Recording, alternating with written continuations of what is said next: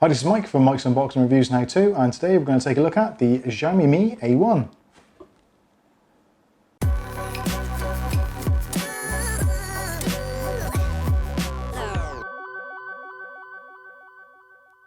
Okay, so this is going to be a slightly different video than usual. I'm not doing an unboxing, although there will be some unboxing involved in the making of this video, so don't worry there. I've had this phone now for probably about a month, and people have been saying to me, I haven't seen you do an unboxing of that phone yet. What's going on? Why haven't you done it?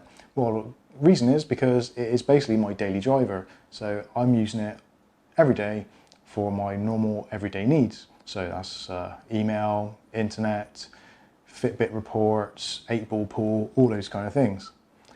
So I figured I better carry on and get this thing unboxed and tell you people all about it. So let's start with the packaging. So here's the packaging. Xiaomi Mi A1. As you can see, it's got the Mi branding on there, and it shows you some of the colours this is available in. You can get it in black, gold, rose gold, and there is actually a new red version as well, which is available. Links to these I'll put in the description below, so you can check them out for yourself. Now, price-wise, this is a really weird phone. It came out on the market around about $250, and it stayed around about the sort of £200 mark for quite a long time. Now, recently I've seen this actually on Gearbest, which again I'll put a link for in the description, for in the region of about £120. Now on Amazon it's still retailing in the sort of 170s, 180s. So if you want to grab yourself a bargain and you don't mind waiting for it to be delivered and you're a little bit with the whole customs charges thing, then go ahead and order it from Gearbest. Do be careful though that you make sure that if you do get one, get the global version. There are lots of individual versions for different regions, so make sure you get the global one, and that way you'll get all the updates in a timely fashion. Now, talking of updates, this is running Android One, as you can see there, which Android One is a joint venture between Android and a few other manufacturers such as HMD Global, Xiaomi, I think Samsung are about to get in on the act as well. Basically what they're doing is they're making a essentially bloat-free phone. So this comes with the operating system pretty much the way that Google intended it to be. So very much out of the box, this is going to be very similar to the Google Pixel 2, those kind of phones. So very, very pure Android experience. Now, this one actually comes out of the box with Android 7.12, which is the Nugget version. There was an immediate update to Android Oreo, which is 8.00, and it is currently, it's now second quarter of 2018, and unfortunately this one is still actually on 8.00. Now we have been promised that it is due out any time now and that they're still going through testing to get 8.1 on these devices, so it's just a little bit of a waiting game. I did find actually with the Nokia 6 2018, which I've also reviewed, if you can check out here, now that actually got Android 8.1 pretty much straight away as soon as it was released, almost the same sort of time as the Pixel devices did. So if you want to make sure you get the very latest releases as quickly as possible, but you can't quite stretch to the kind of £400, £500 price of the Pixel, then the Xiaomi Mi A1 and the Nokia 6 or even the Nokia 7 Plus, they're the way to go forward with that if you want the latest versions of your operating system. Okay, so we talked about the operating system on this phone and the updates and all the cool features that that brings with it. Now let's talk about the actual cool features which are inside it, hardware.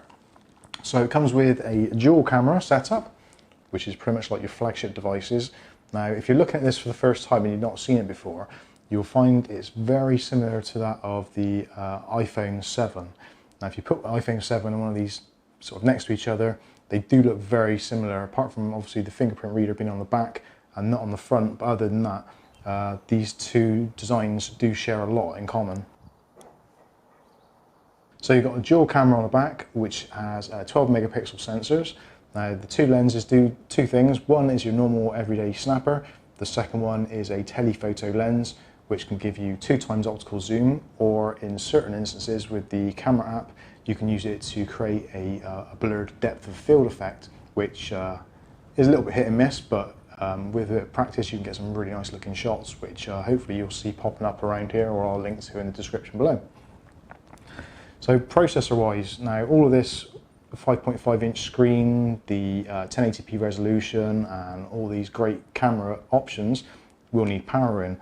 Now, power in this thing comes from the Qualcomm 625 processor, which is an octacore chip running at 2 GHz, so plenty of speed on tap there, ready when you need it. Snapdragon 625 is well known in the industry for being very power efficient, but yet a performer at the same time. So this actually, with benchmark scores, actually scores towards the top of its price class. So if you're looking in this price range and you want the fastest phone you can get for your money, then this is definitely one to be looking at. So speed is nothing without storage, and storage you've got plenty of on this device. 4 GB of RAM and 64 GB of ROM. So you've got loads of room for storing all your pictures, your movies, etc. Applications, I've myself got a load of applications on there, and obviously being a YouTuber, I shoot some B-roll footage with this, and I also take snaps with it for thumbnails, etc. So there's plenty of room for storage. And with the 4 GB of RAM to back it up, multitasking is a breeze. Okay, so that's the specs and the hardware and the box out of the way, but what is it actually like to use in real life? Well, I'll tell you, it's been great. In all honesty, it's the first Android phone I've ever owned that I could use the Hey Google and have all my apps running exactly how I want them to, without having to use things like audio router or Soundabout, which again I'll link to the videos up here. The amount of people that have had problems with no sounding calls on Android phones is absolutely mental. Millions of people, well not millions, but an awful lot of people are having problems with no sounding calls. This is the first phone that I've not had that problem with. Whether it's because I'm with a new SIM provider or service provider, or whether it's this phone, I don't know. I can't prove either one either way, but so far, touch wood, this thing's been great, and I've received and had all my calls come through first time every time. So that's definitely a plus in my book.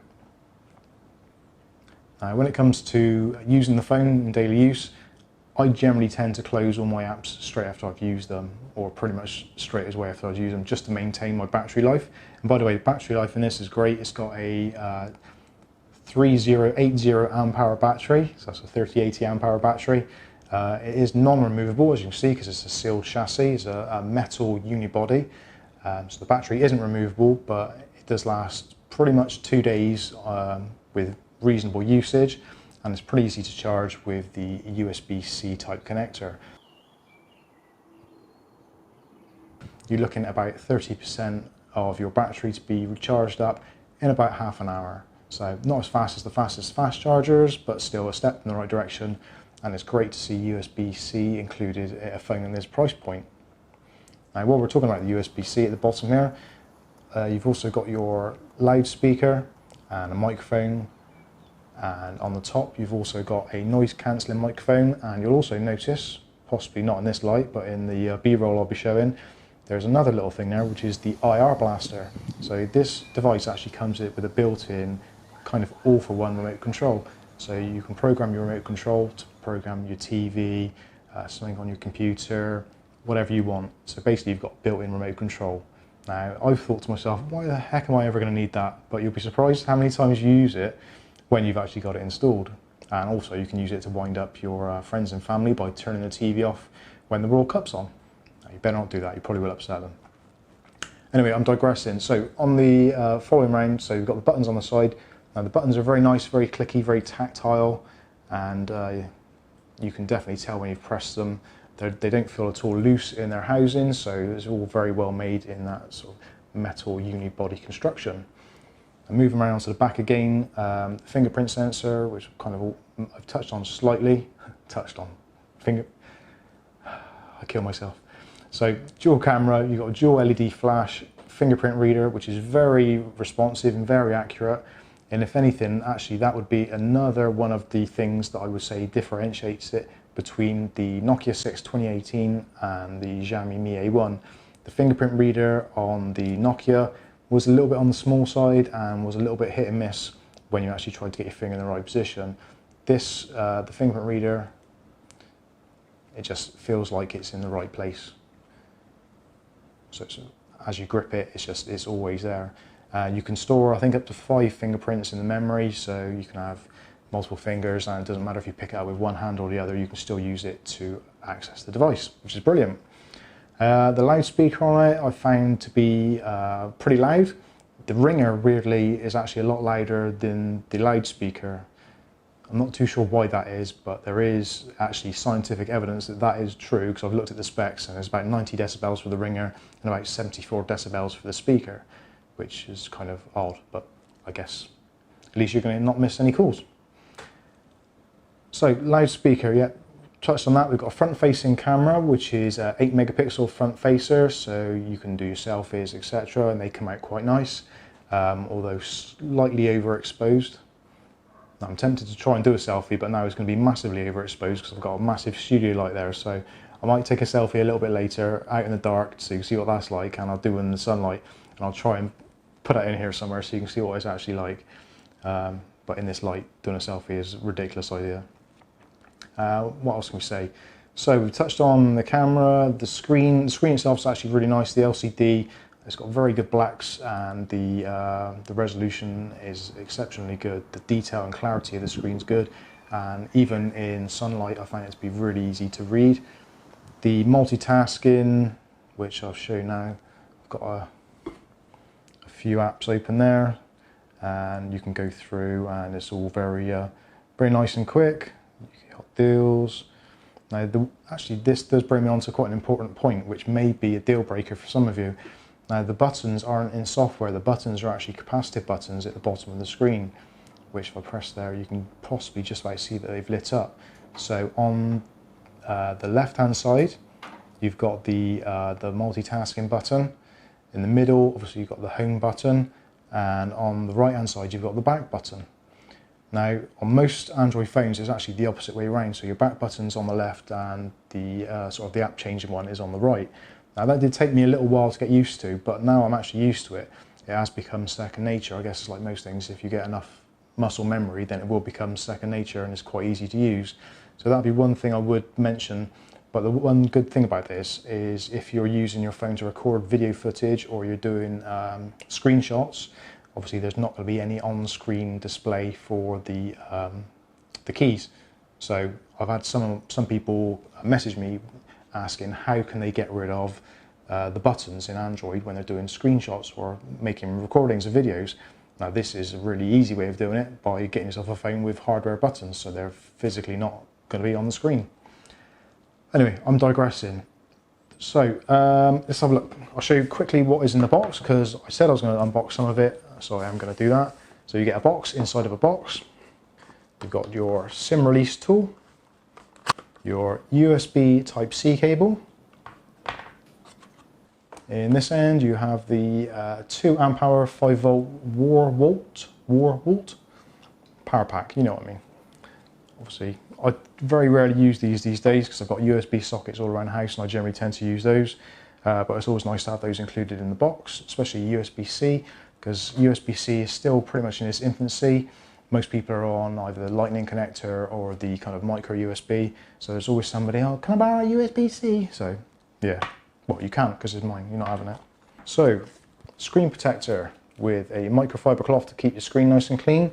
Now as you can tell I haven't installed it because it's there and not there. Reason being, Gorilla Glass 3.0, I've had this for about a month and probably difficult to see on this camera angle, but apart from a few camera smudges and fingerprint smudges where I've been eating cakes, there isn't a single scratch on there as far as I can tell. It's absolutely fine.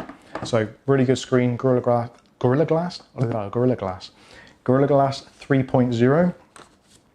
Also in here you get your instruction manual with your RF exposure guide, and thank you for choosing your Mi A1.